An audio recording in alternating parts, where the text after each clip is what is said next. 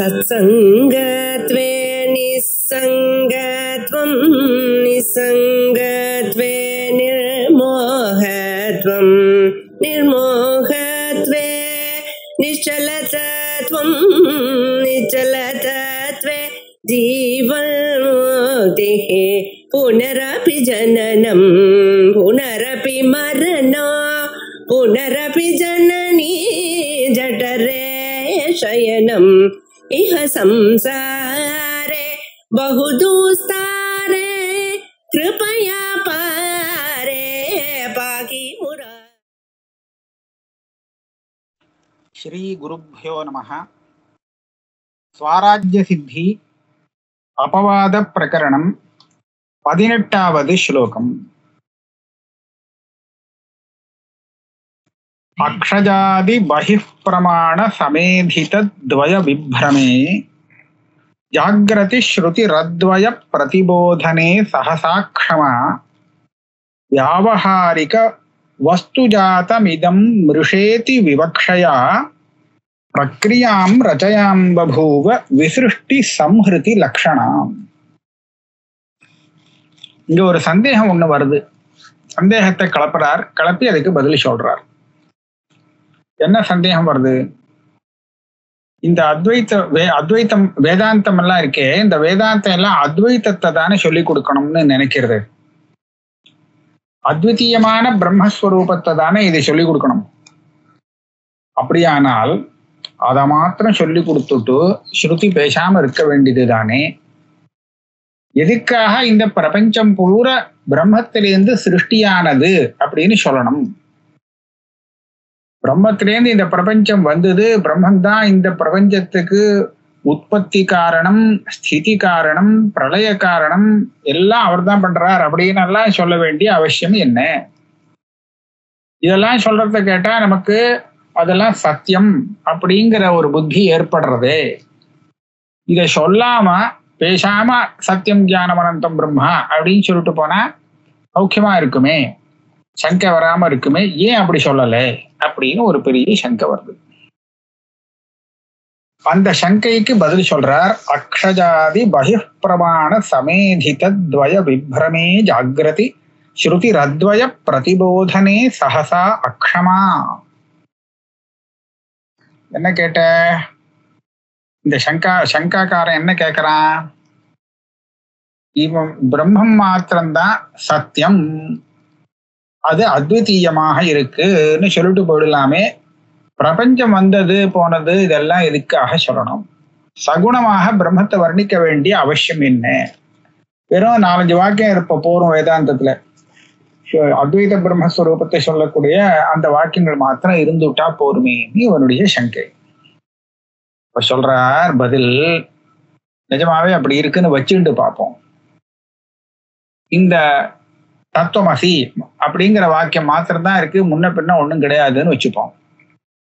அப்போ ஒருத்தனை பார்த்து நீ பிரம்மம் அப்படின்னு சொன்னால் அவன் என்ன சொல்லுவான்? நான் பிரம்மம் இல்லை அப்படின்னு சொல்லிடுவான்.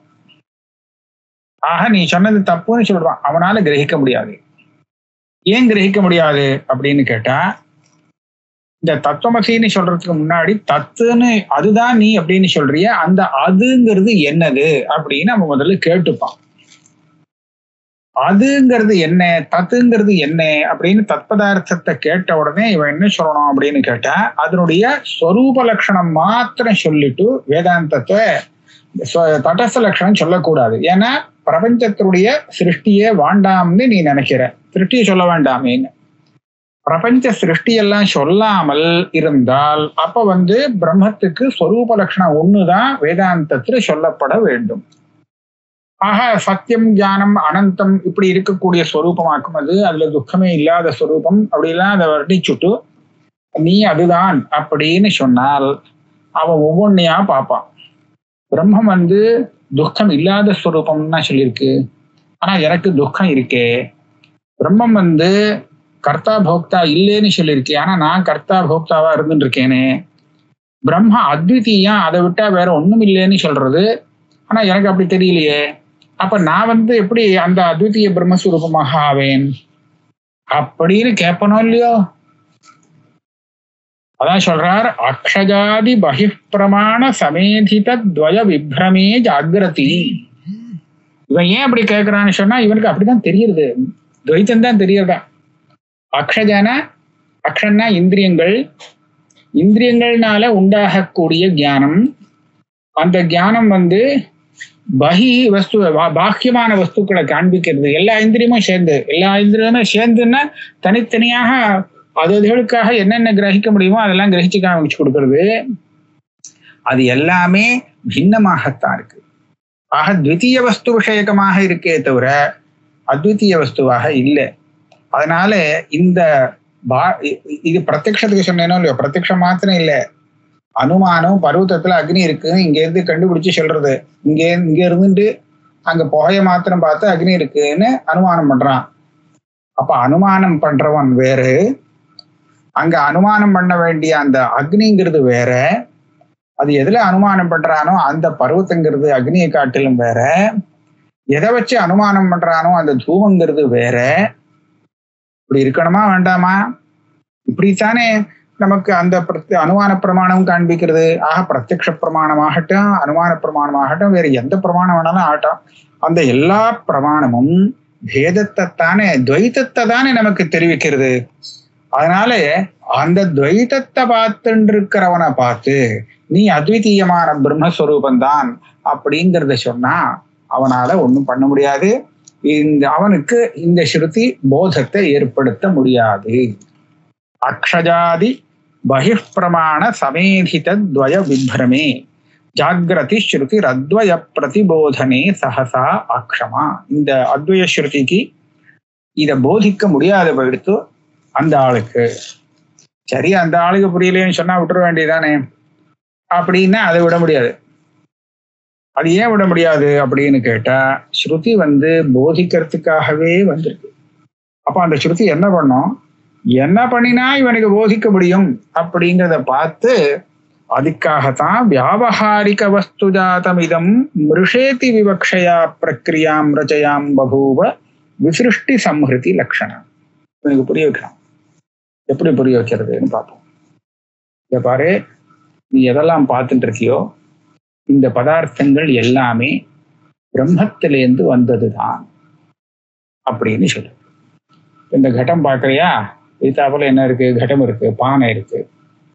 இந்த பானை எதிலேருந்து வந்தது, மண்ணுலேருந்து வந்திருக்கு. அந்த மண் எதிலேருந்து வந்தது எனக்கு தெரியாது, அந்த ஸ்ருதி சொல்லி கொடுக்கறது. இந்த பஞ்சபூதங்கள் இப்படி சிருஷ்டியாகி வந்திருக்கு. இந்த பஞ்சபூதங்கள்லாம் எதுலேருந்து சிருஷ்டியாகி வந்தது அப்படின்னா அந்த ஆத்மாவிலேருந்து வந்திருக்கு அப்படின்னு சொல்லி கொடுக்கறது சிருஷ்டியா. எதுக்காக சிருஷ்டி இப்படி சொல்லி கொடுத்தா மாத்திரம் புரிஞ்சிருமான்னு கேட்டா, புரியறதுக்காக தான் இப்படி சொல்லி கொடுத்துருக்கு. இதை முதல்ல புடிச்சுக்கிட்டோம். இப்ப மண்ணிலேருந்து தானே பானை வந்தது. மண்ணிலேருந்து பானை வந்தால் அந்த பானை மண்ணாக இருக்குமா வேறையா இருக்குமா அப்படின்னு கேட்டா, மண்ணிலேருந்து வந்தா மண்ணாதான் இருக்கும் அப்படிதானே சொல்லுவா. மண்ணிலேருந்து வந்திருக்கு, அதனால அந்த பானை மண்ணா இருக்கும். அப்ப மண்ணுங்கிறது பஞ்சபூதத்துல ஒண்ணா, அந்த பஞ்சபூதங்கிறது எதுலேருந்து வந்தது அப்படின்னு கேட்டா பிரம்மத்திலேருந்து வந்தது அப்படின்னா அதுவும் பிரம்மமாத்தானே இருக்கணும். பிரம்மத்தை காட்டிலும் வேறானதாக இருக்க முடியுமோ? இருக்க முடியாது. இந்த நியாயத்தை சொல்லி யுக்தியை சொல்லி அவனுக்கு சொன்னால் இருக்க முடியாது அப்படின்னு பதில் வரும். பதில் வந்தால் அப்போ பிரம்மத்தை காட்டிலும் வேறானதாக இதெல்லாம் இருக்கோ, தெரியற வஸ்து எல்லாம் உனக்கு இல்லை, எல்லாமே பிரம்மந்தான், பிரம்மந்தான் இப்படி தெரியுறது அப்படின்னு சொல்லலாம். பிரம்மந்தான் இப்படி தெரியறதுன்னு சொன்னா வேற ஒண்ணும் கிடையாது. ஆஹா, அப்ப பிரம்மா அத்விதீயம் தான், ஒரே பிரம்மன் தானே இவ்வளவா தெரியுது. இல்ல பல பிரம்மங்கள், இப்படி ஒரு பிரம்மா அப்படி ஒரு பிரம்மன் உண்டானா? இல்ல, ஒரே பிரம்மன் தான். அப்ப அந்த ஒரே பிரம்மன் தான் இப்படி பெரிய ஜெகத் ரூபமாக தெரியறதுன்னு சொல்லிட்டா, அப்ப பிரம்மத்தை காட்டிலும் வேறானதாக இந்த ஜெகத்து இல்லை, பிரம்மன் தான் இருக்கு. அப்ப அது அத்விதீயம் சொல்றதுல என்ன பிரச்சனை? இப்படியாக போதிக்கிறதுக்காக அது என்ன சொல்றது, இவ்வளவு ஜெகத்தையும் பிரம்மத்திலேருந்து வந்ததாக சொல்லிட்டு அப்புறம் கடைசியில என்ன பண்றது, அது அபவாதம் பண்றது. இதுதான் அத்தியாரோபாபவாதாபியாம் விஷ்பிரபஞ்சம் பிரபஞ்சதேன்னு சொல்லுவான். இவ்வளவு தூரம் அபவாதம் பண்ணிட்டு கடைசியில நேஹ நானாஸ்தி கிஞ்சனா அப்படின்னு சொல்லி இதெல்லாம் பொய்ப்பா, வந்தது சரி பொய் தான், நிஜமில்ல அப்படின்னு சொன்னால் நீ பார்க்கறது அத்தனையும் பொய்யா போயிடும். எதெல்லாம் அத்விதீய பிரம்மம் சொல்றதுக்கு விரோதமாக காணப்படுகிறதோ அத்தனையும் மிருஷா பிரம்மத்திலேருந்து தான் வந்தது, அது பிரம்மத்தை காட்டிலும் வேறானதாக முடியாது அப்படின்னு நிரூபணம் பண்ணி கொடுத்துருச்சோன்னு சொன்னா அப்போ அத்விதீயத்துக்கு உபபாதம். இது பிரம்மத்திலேருந்து தான் வந்தது, அதனால பிரம்மன் தான் அப்படிங்கிறத சொல்லி கொடுக்கணும்னா அப்ப அது என்ன சொல்லி கொடுக்கணும்? பிரம்மத்திலேருந்து வந்தது மாத்திரம் இல்லை, பிரம்மத்திலேயே இருக்கு, பிரம்மத்திலேயே தான் லயமாக கூடியது. அப்படி சொன்னாதான் அது பிரம்மத்தை காட்டிலும் வேறானது இல்லைன்னா. ஏன்னா மண்ணிலேந்து வந்த பானை மண்ணோடு தானே சித்தி காலத்துல இருந்துட்டு இருக்கோம். மண் இல்லாம பானை மாத்திரம் இருந்துட்டு இருக்குமா? இருக்க முடியாது. அதே மாதிரி அந்த பானை அழிஞ்சு போயிடும், ஆனா மண் இருக்கும். அப்படின்னா அந்த மண்ணுல தானே அந்த பானை அழிஞ்சு போறது, விநாசத்தை அடையிறது. ஏன் அப்படி? ஏன் மண்ணிலேருந்து உண்டானா மண்ணிலேயே தான் இருக்கா விநாசமாகணும், அது ஜலத்துல விநாசமாகட்டுமே அப்படின்னு கேட்க முடியாது. ஏன்னு கேட்டா மண்ணு உபாதான காரணமாக இருக்கு. உபாதான காரணத்திலேருந்து வந்தது, அதுல தான் நிற்கும், அதுல தான் அழியும் அப்படின்னு நியமம். இப்ப பிரம்மம் ஜெகத்துக்கு எந்த மாதிரியான காரணம்? உபாதான காரணம். உபாதான காரணம் சொல்லிட்டா அதுல இருந்து வந்தது அதுலயே இருக்கு, அதுலயே போயிடும். இதை சொல்றதுக்காகத்தான் யதோவா இமானி பூதானி ஜாயந்தே ஏன ஜாத்தானி ஜீவந்தி யத் பிரயந்தி அபிசம்பிசந்தின்னு மூணையும் சேர்த்து சொல்றது. வெறும் ஜாயந்தேன்னு சொன்னா போறல. வெறும் ஜாயத்தேன்னு சொன்னா ஒரு நிமித்த காரணத்திலேருந்து வந்ததுன்னு கூட அர்த்தம் ஆகலாம். பிரம்ம உபாதான காரணம்னு காண்பிக்கணும். பிரம்ம உபாதான காரணம்னு காண்பிக்கணும்னா அதுலேருந்து வந்தது மாத்திரம் இல்லை, வந்ததுக்கு அப்புறம் கூட அதுலயே தான் இருக்கு, அப்புறம் அழியிற காலத்துல கூட அதுலயே போய் அழிஞ்சு போயிடுறது அப்படின்னு சொன்னாதான் அது உபாதான காரணம்ங்கிறது சித்தமாகும். உபாதான காரணங்கிறத போதிச்சாதான் இந்த காரியமானது அதை காட்டிலும் வேறானது கிடையாதுன்னு இவனால புரிஞ்சுக்க முடியும். இப்படியாக அவனுக்கு படிப்படியா சொல்லி கொடுக்கறது. இப்ப இன்னொன்னு சொல்லணும். மிருஷானி எதுக்காக சொல்றது? நிஜம்னே சொல்லிட்டு போட்டோமே, நிஜமாவே வந்தது தானே அப்படின்னு சொன்னா அதுக்கு சொல்றது, இந்த பிரம்மம் இருக்கே இது சைத்தன்ய சுத்த சைத்தன்ய ஸ்வரூபம் தானே, அதாவது சச்சிதானந்த ஸ்வரூபம் தானே. ஆனா பிரபஞ்சம் அப்படியா தெரியுது? பிரபஞ்சம் அப்படியா இருக்கு? சச்சிதானந்த ஸ்வரூபமாவா இருக்கு? அப்படி இல்லவே இல்லை. ஜடமா இருக்கு, துக்கமா இருக்கு, இப்படி எல்லாம் இருக்கு, வேற மாதிரியா இருக்கு. பிரம்மத்துக்கு நேர் விபரீதமாக இருந்துட்டு இருக்கு.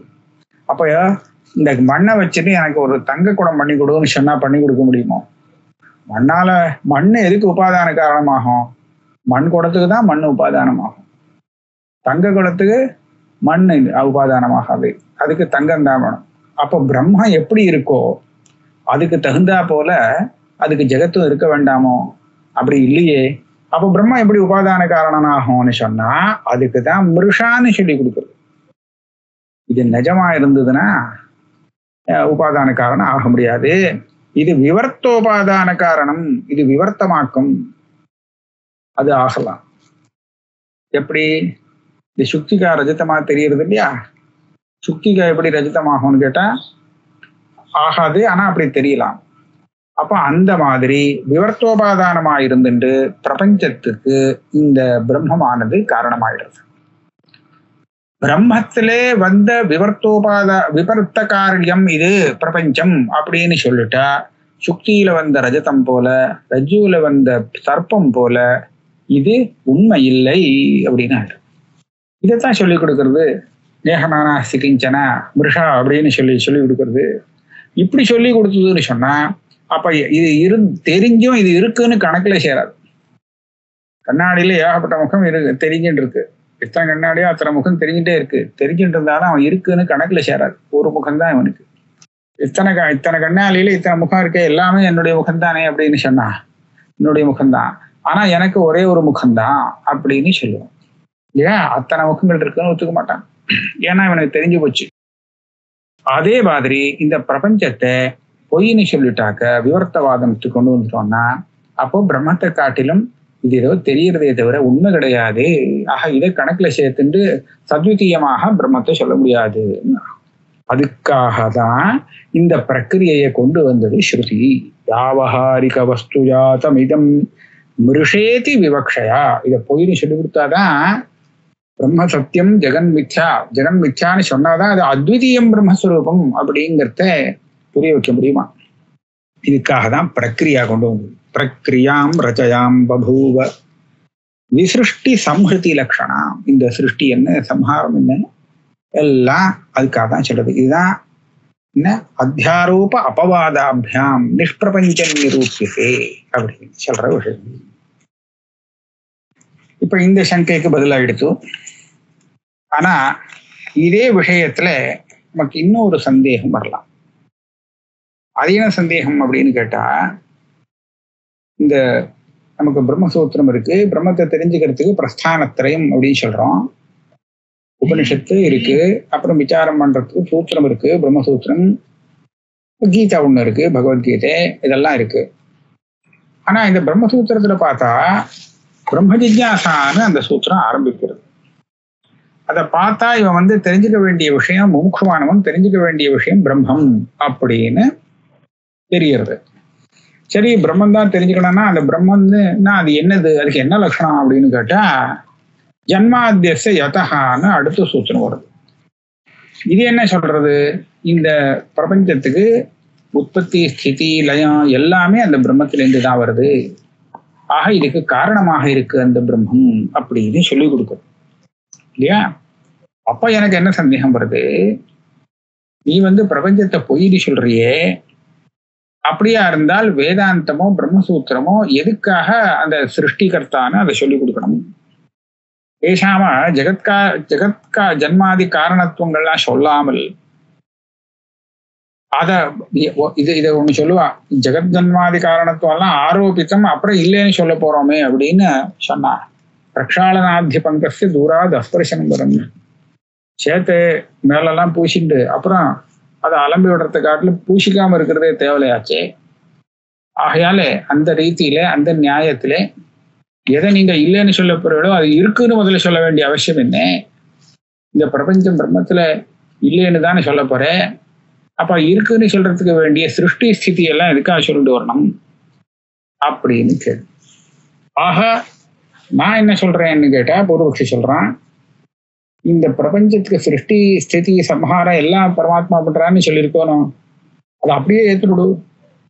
இந்த பரமாத்மாவுடைய ஸ்வரூபம் இப்படித்தான் இருக்கு, அவர் ஜெகத்துக்கு சிருஷ்டி ஸ்திதி சம்ஹார கர்த்தாவாகத்தான் இருக்கார், உபாதான காரணமா இருக்கான்னு சொன்னா அதுவும் இருந்துட்டு போட்டோம், பரவாயில்ல. ஆக இந்த மாதிரியே அந்த பிரமாணத்தை வச்சு விடலாமே.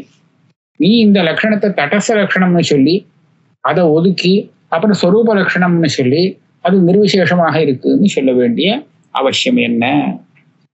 இதுக்கு மேல வருது, பிரம்ம சச்சித் அனந்தமேகம் அசேஷ வாங் மனசாதிகம். இங்க ஆனந்தம்னு இருக்கு, அனந்தம்னு அங்க இருக்கணும்.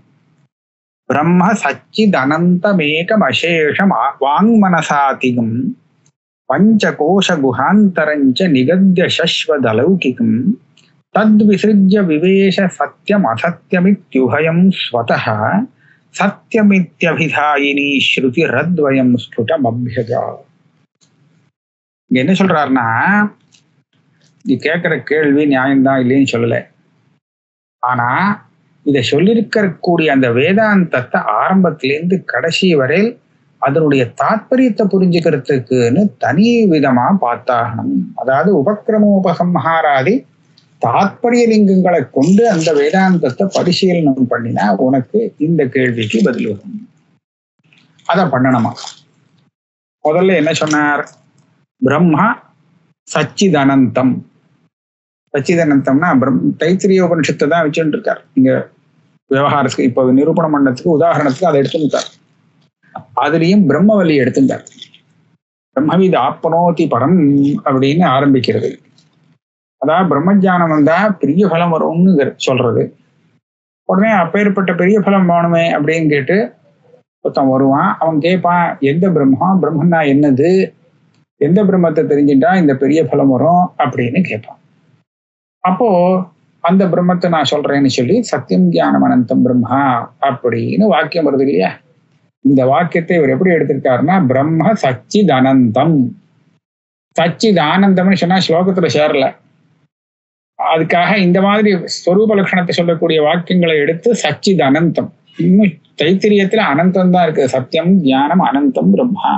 சத்தியம்ங்கிறதுக்கு சச்சப்தம் போட்டார், ஞானங்கிறதுக்கு சிச்சப்தம், அனந்தங்கிறது அனந்த சப்தமாகவே போட்டார். பிரம்ம சச்சித் அனந்தம் ஏகம், ஒரே ஒரு பிரம்மந்தான். அதே சமயத்துல அசேஷ வாங் மனச ஆதிகம், இதே இடத்துல சொல்றது, அதே உபனிஷத்து சொல்றது, யதோ வாச்சோ நிவர்த்தந்தே அப்ராப்ய மனசாசக ஆனந்தம் பிரம்மணோ வித்வான். யதோ வாச்சோ நிவர்த்தந்தே அப்ராப்ய மனசாசகன்னு சொன்னா இந்த பிரம்மம் எச்சப்தத்தினால பிரம்மத்தை தான் எடுத்துக்கணும். இந்த பிரம்மஸ்வரூபத்தை வாக்குனால சொல்லவே முடியல, மனசனால அதை நினைக்கவே முடியல. அதனால இது ரெண்டுமே அந்த பிரம்மத்தை சொல்ல முடியாம நினைக்க முடியாம நிவர்த்தி ஆயிடுத்து, திரும்பிடுத்து, நம்மளால முடியாத காரியம் அப்படின்னு திரும்பிடுத்துன்னு சொல்றோம். அப்படியானால் இங்க சொல்லப்பட்ட அந்த சச்சிதானந்த பிரம்மம் அசேஷ வாக்கு மனசத்து, வாக்குக்கும் மனசுக்கும் அதிகம், அதுக்கு அதிக்கிரமிச்சு இருக்குன்னா அதுக்கு விஷயமாகாததாக இருக்கு அப்படின்னு சொல்லணும். இப்ப என்ன ஆச்சு, இந்த வள்ளி ஆரம்பம் எப்படி இருக்குன்னு கேட்டா, இந்த சத்தியம் ஞானம் அனந்தம் அப்படின்னு ஆரம்பிக்கிறத பார்த்தா, அதே சமயத்துல வாங் மனசுக்கு விஷயம் ஆகாது அப்படிங்கிறத சொல்றத பார்த்தா, இந்த உபக்கிரம உபசம்ஹாரம் பார்க்கறச்சு இந்த வள்ளியானது அந்த சுத்தமான ஸ்வரூபத்தை, ரொம்ப நிர்விசேஷமான ஸ்வரூபத்தை சொல்ல வந்தது அப்படின்னு தெரிகிறது. இன்னும் கொஞ்சம் பார்ப்போம். அசேஷ வாங் மனசாதிகம் பஞ்சகோஷ குஹாந்தரஞ்ச நிகத்ய சஸ்வதலௌகிகம், உபக்கிரம உபசம்ஹார ஐக்கியம் இங்க வந்தது. இதோட சேர்த்து அபியாசமும் இருக்கு. இந்த பிரம்மத்தை தெரிஞ்சுக்கணும் அப்படின்னு சொன்னால் அதுக்கு என்ன பண்ணணும்னா, ஒரு 5 சட்டை இருக்கு, 5 சட்டைய கழட்டினாதான் பிரம்மத்தை பார்க்க முடியும் அப்படின்னு சொல்லுது. அதாவது பிரம்மத்துக்கு மேல 5 கோஷம் இருக்கு, 5 கோஷத்தையும் விளக்கினா தெரியும், பிரம்மம் தெரியும்னு சொல்ல வர. அதுல 5 கோஷங்கிறது என்ன, பஞ்ச கோஷ குஹா, ஒவ்வொரு கோஷத்தையும் ஒரு குஹன்னு விட்டார். இந்த ஸ்தூலமான சரீரம் அன்னமய கோஷம், இதுக்குள்ள சூக்ஷ்ம சரீரத்துக்குள்ள ஒரு 3 கோஷம், பிராணமயம் மனோமயம் விஞ்ஞானமய கோஷம் 3 ஆச்சு, 3 1 4. அதை தாண்டினா இந்த காரண சரீரத்தை கொண்டு ஒரு கோஷம், அது ஆனந்தமய கோஷம். இப்போ இத்தனை கோஷத்தையும் எடுத்து விட்டாக்க அதுதான் அங்க பிரம்மம் தெரியும். பஞ்சகோஷங்கிற குஹா அந்தரம் ஆரம்பத்திலே சொன்னார், யோவேத நிகிதம் குஹாயாம். இந்த பிரம்மஸ்வரூபத்தை குஹைக்குள்ள வச்சிருக்கா, குஹைக்குள்ள வைக்கப்பட்டிருக்கு, குஹைக்குள்ள போனாதான் பார்க்க முடியும். அப்ப குஹைங்கிறது என்ன அப்படின்னு கேட்டா, இந்த 5 கோஷம் தான் இங்க குஹை. இந்த 5 கோஷத்துக்கும் உள்ள போனோம், ஒவ்வொன்னா இதெல்லாம் வெளியில இருக்கு அப்படின்னு நிரூபணம் பண்ணி கொடுக்கறது.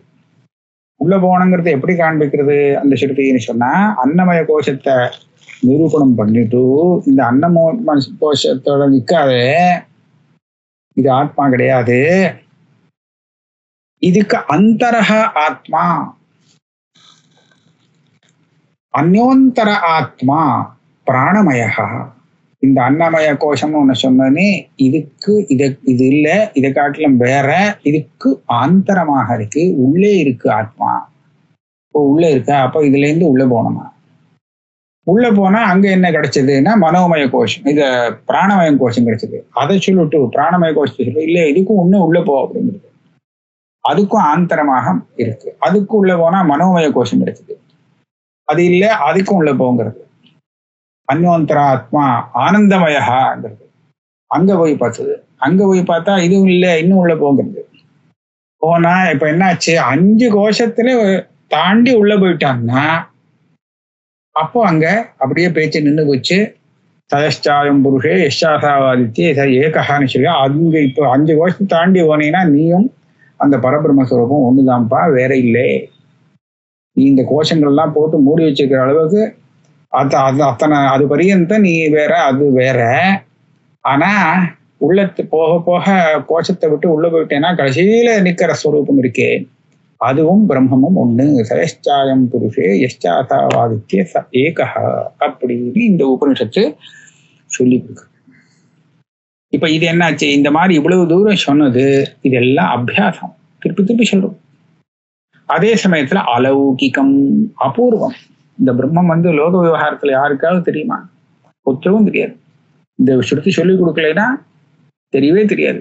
அதனால இது லோக விஷயம் கிடையாது. அலௌகிகம்.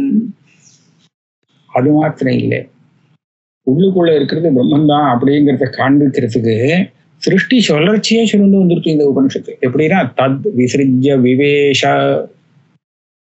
இந்த சிருஷ்டிய பண்ணிட்டு அது உள்ள பிரவேசம் பண்ணிடுதான். தத் சிருஷ்டுவா ததேவானு பிராவிஷத்து, சிருஷ்டியை பண்ணிட்டு பேசாம விடல, இதுவே உள்ள போயிடுத்து. உள்ள போய் எல்லாமா ஆயிடுத்தான். உள்ள போய் சத்யத்யச்சா பவத்து, இந்த சத்தியம் ஞானம் அனந்தம் பிரம்மான்னு சொன்னா இந்த சத்தியம் இருக்கே, இது இந்த ஓடு சரீரத்திலையும் கிளம்பி உள்ள போய் ஜடத்திலையும் உள்ள போய் எல்லாத்திலையும் உள்ள போயிடுத்து. உள்ள பிரவேசம் பண்ணி எல்லாமா ஆயிடுதான். சத்யத்யச்சா பவத்து நிருத்தஞ்சா நிருத்தஞ்ச வல்ல சத்தியஞ்ச அனிருத்தஞ்ச சத்தியம் அபவத்து. இந்த சத்தியமா லோகத்துல சத்தியம்னு ஒரு சிலது இருக்கு, அனிருத்தம்னு இருக்கு, எது வேணாலும் இருக்கட்டாங்க, எல்லாத்திலும் உள்ள இருக்கு சுவாமி, உள்ள இருக்கார். அதனால சத்தியம் அசத்தியம் இது உபயம் ஸ்வதஹா சத்தியம் விவேஷ, திருஷ்டி பண்ணி விவேஷனா அதுல இத ரெண்டுமே சத்தியமும் அதுதான் உண்டாக்கி இருக்கு, அசத்தியமும் அதுதான் உண்டாயிருக்கு, எல்லாத்தையும் உண்டாக்கிட்டு அது உள்ளுக்குள்ள கொடுத்து அந்த சத்தியம். இத்தியபிதாயினி ஸ்ருதி. இப்ப இந்த ஸ்ருதிகளை நாம நல்லா விசாரம் பண்ணி பார்த்தோம்னா எதுக்காக பிரவேசம் சொல்லணும்? அவர் பாட்டுக்கு சிருஷ்டி பண்ணிட்டு தனியா இருந்துட வேண்டியதானே அப்படின்னு கேட்டா, சிருஷ்டியை பண்ணிட்டு அவர் தனியா இருந்துட்டாருன்னா உள்ள இருக்கிறது பிரம்மந்தான்னு எப்படி சொல்லிக் கொடுக்க முடியும்? உள்ள இருக்கிற ஜீவாத்மாவை பிரம்மமாக காண்பிக்கணும்னா இவர் தான் உள்ள பிரவேசமாய் ஜீவமா இருக்காருன்னு சொன்னாத்தானே அதை அவனால புரிஞ்சுக்க முடியும். ஆகையாலே ஜீவாத்மா பரமாத்மா அப்படிங்கிற பேதம் இல்லாமல் நிர்விசேஷமாக அந்த ஆத்மஸ்வரூபத்தை சொல்லிக் கொடுக்கணும் அப்படின்னு நினைச்சுதான் இந்த ஸ்ருதி. இப்ப இது உதாரணத்துக்கு நாம எடுத்திருந்தோம் தைத்திரிய உபனிஷத்துல பிரம்மவல்லிங்கிறது. இதை இன்னும் கூட விஸ்தாரமா பார்க்கறதுக்கு முடியும். இந்த மாதிரி இவ்வளவு விஷயங்கள் சொன்னதை நம்ம மனசுல வாங்கிட்டு அதை ஆலோசனை பண்ணினால், ஓஹோ அப்போ சிருஷ்டி சொன்னது எல்லாம் எதுக்காக அப்படின்னு இப்ப தெரிஞ்சு கொடுத்து. இத்தியபிதாயினி ஸ்ருதி அத்வயம் ஸ்புடம் அபியதாது. அந்த பிரம்மா அத்விதீயம்ங்கிறத ஸ்புடமாக காண்பிச்சு கொடுத்தான். இதுக்காகத்தான் அந்த மாதிரி லட்சணமே சொல்றது. முதல் ஸ்லோகத்துல இவன் துவைத்தத்தை பார்த்துட்டு இருக்கிறவனை பார்த்து திடீர்னு நீதான் பிரம்மம்னு சொன்னா அவன் ஒத்துக்கவே மாட்டான். அப்போ அவன் பார்க்கிற துவைத்தங்கள்லாம் துவைத்தமே இல்லை, அது பிரம்மந்தான் அப்படி தெரியறது அப்படின்னு சொல்லிட்டா, அப்படியா அப்படின்னா சரி, எப்பன்னா பிரம்மம் ஒண்ணுதான், நான் உலகம் பூரா பிரம்மமா இருக்கிறச்ச நான் மாத்திரம் தனியா இருக்க முடியுமா? நானும் பிரம்மந்தாங்கிறது அவனால ஒத்துக்க முடியும். அதுக்காக சர்வம் பிரம்மா, இந்த சத்தியமோ அசத்தியமோ எல்லாமே பிரம்மந்தான் அப்படின்னு இந்த சிருஷ்டியை சொல்லி கொடுத்துட்டா அப்ப ஏகமேவ அத்விதீயம்ங்கிறது கரெக்டுன்னு அவனால ஒத்துக்க முடியும். அதே சமயத்துல தத்துவத்தை சொல்லி கொடுக்கறதுக்கு அதனுடைய உண்மையான ஸ்வரூபத்தை சொல்லி கொடுத்தாதான் அந்த அஜ்ஞானம் போகுங்கிறதுனாலே உண்மையான ஸ்வரூபத்தை சொல்லி கொடுக்கறதுக்காக பஞ்சகோஷ பிரக்கிரியா, அதுல மேல்வாரியா தெரியக்கூடிய அந்த வஸ்துவை முதல்ல இப்படியான தெரியறது, எது தெரியறதோ அதை முன்னாடி சொல்லிட்டு இதுதான் ஆத்மான்னு சொல்லிட்டு, அது அப்புறம் அது ஆத்மா இல்லை, இது ஆத்மானு வெறும்னு தெரியறது, அது நிஜ ஆத்மா இல்லை அப்படின்னு சொல்லிட்டு உள்ளா இறக்கி கடைசியில சத்தியம் ஞானவந்தம் பிரம்மாங்கிறதுல கொண்டு போய் விடும். இப்போ அந்த சத்தியம் ஞானவந்தம் பிரம்மான்னு சொன்ன பிரம்மந்தான் இந்த பஞ்ச கோஷங்களுக்கு உள்ளே இருக்கு அப்படின்னு சொன்னது எதுக்காக அப்படின்னு கேட்டா, ஜீவ பிரம்ம ஐக்கியத்தை சொல்றதுக்காகத்தான். அதனாலதான் அத்வயம் ஸ்புடம்